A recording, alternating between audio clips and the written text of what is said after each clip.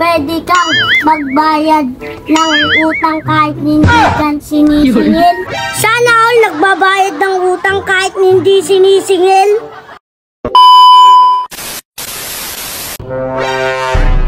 Ginagawa mo.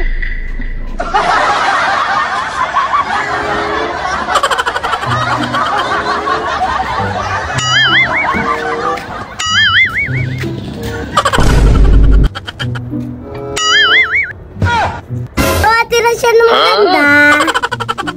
Alam mong pwede kang magbayad ng utang kahit hindi ka sinisingil?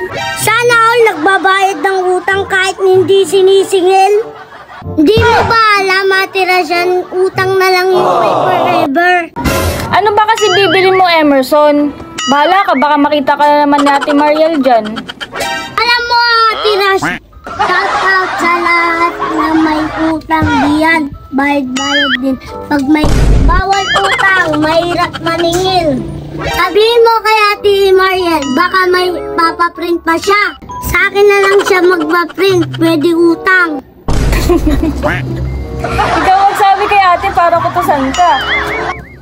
Papa Gcash lang ako, Ate Rasyan. Kaya mo nga to ng Gcash, Ate Rasyan.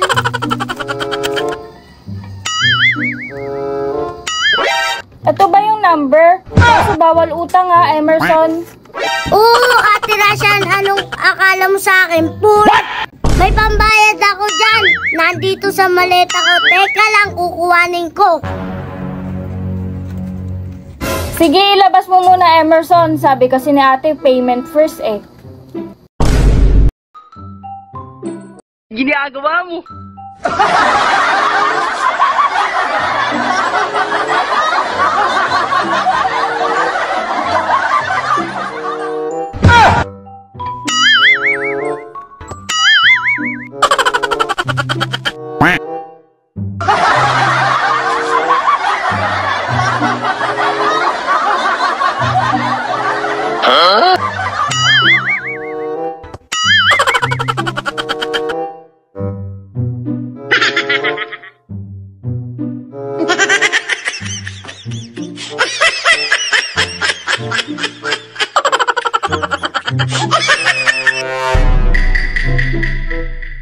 Ginagawa mo.